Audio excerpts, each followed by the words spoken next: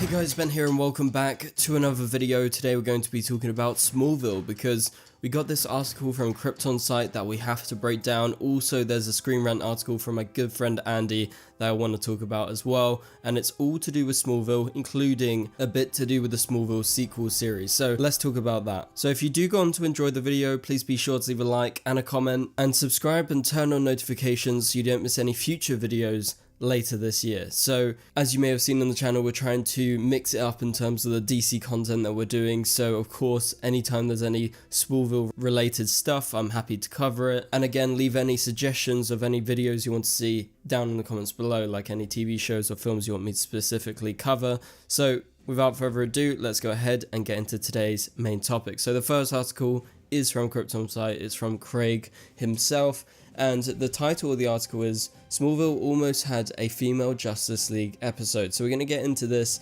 and talk about this because we've had various articles similar to this recently where we have talked about certain episodes. There was specifically one about the Justice League being a bigger thing, maybe a potential spin-off that they were planning back in the day that never properly came to fruition. And so Derek Russell of the Super House of L podcast had Smallville writer Brian Miller on for a Getting Superman Right episode of his podcast, and so ostensibly to respond to the trailer for the upcoming James Gunn film, but soon pivoting towards Miller's experience in playing with the super toys himself, including some major milestones for Clark and Lois. So if you go to the Krypton site article, of course you'll be able to click on the podcast and you can listen to the podcast yourself. So that's one of the original Smallville podcasts, and it's also known as the first Smallville podcast ever. So if you guys are OG Smallville fans, maybe you know of Derek's work. But this is how the article goes. A big surprise in the podcast, though, is the reveal that Smallville Season 10 almost had a female Justice League episode where Lois, played by Erica Durance of course, Kara, played by Laura Vandervoort, Zatanna and Jaina of the Wonder Twins team up to save the day.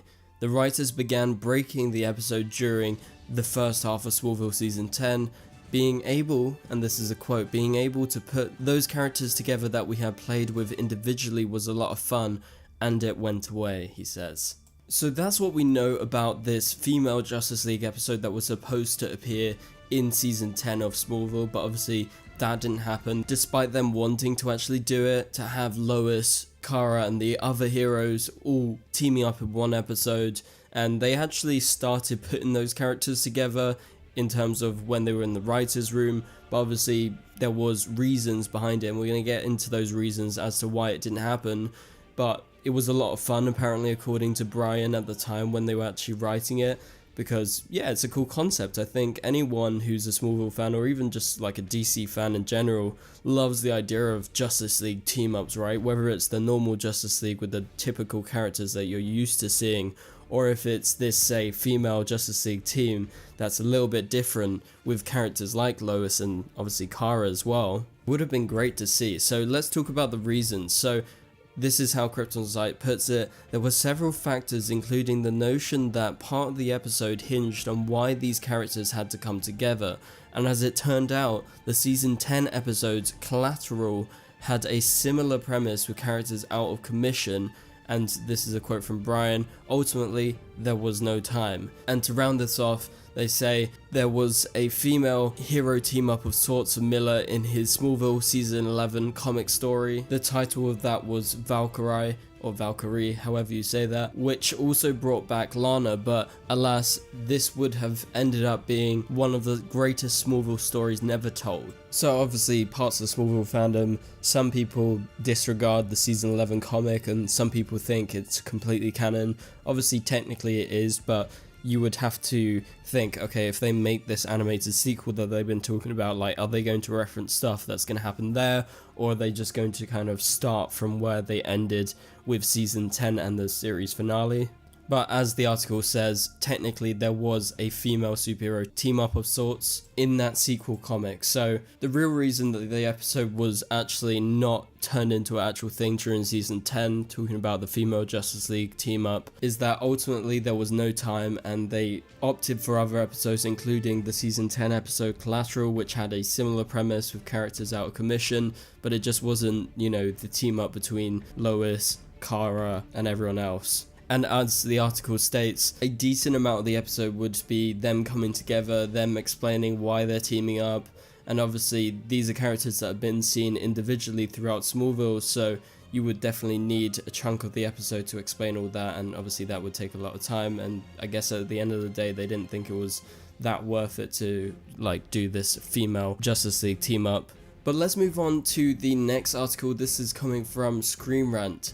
Now this is written by my friend Andy, and the title of the article is this: Tom Welling's older Superman takes on Michael Rosenbaum's President Luthor in new DC art. So the reason that I want to talk about this is because Andy does a very good job in this article. He actually links it up to what could potentially be featured in that Smallville animated sequel that we've been talking about quite a lot in the last year or so, and I think it's very, very possible that we do see a President Lex Luthor storyline, and we'll talk about that more as we go through this article. So Andy starts off by saying Smallville star Tom Welling suits up as Superman to face off with Michael Rosenbaum as President Lex Luthor through gorgeous DC art. Following the Smallville ending back in 2011, many fans have been hoping to see the Superman drama come back in one way or another, as Clark Kent completed his transformation to becoming the Man of Steel. With Lex's memories gone, and Nick Clark now operating as Superman, there's always the potential to revisit their story and see them continue their iconic rivalry. Now, Buffy Tuville, who is an artist, it seems, online, recently shared new Smallville artwork pitching the idea of what a continuation story between Welling and Rosenbaum's characters could look like if the show ever made a comeback. So in this scenario, which you'll be seeing on the screen right here, again, this is all from Buffy Tuville, link will be in the description below to their Instagram page, Welling's Superman is fully suited up against President Luthor, who, as you can see on the screen, is wearing his famous Lexo suit from the comics. So let's go through a few of these and then we'll continue with the article. So this is just seriously great artwork. I mean, it's just amazing. Just look at this. So you got the Lexo suit on the screen. Michael Rosenbaum looks amazing.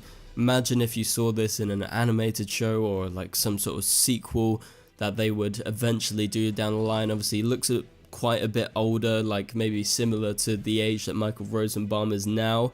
So this is definitely set in the future if you want it in context of like where this would be in the Smallville timeline. Like maybe it's like 10 years after the ending of the series finale, maybe Lex's memories are back, or he's out of prison and he's got a newfound enemy if he doesn't have his memory still in Superman, who you can see on this next piece of artwork. Again, this is all a very similar setting set within Metropolis. It's very rainy, it's dingy, but the Superman one is a bit brighter, and yeah, that's a pretty cool look at what it could be. But obviously Tom Welling is not that jacked, like that's not him. So yeah, definitely a bit of exaggerating, but it looks great. And the artwork also features Erica Durance's Lois Lane, who you can see here, and she is suited up at like what looks like maybe a rally or something, because there's a bunch of American flags and people behind, along with Tom Welling in his Clark Kent disguise, showcasing their work as Daily Planet reporters at this rally looking event in the rain. Clark is like holding something in his hand, don't know if it's a newspaper or something, but he looks great.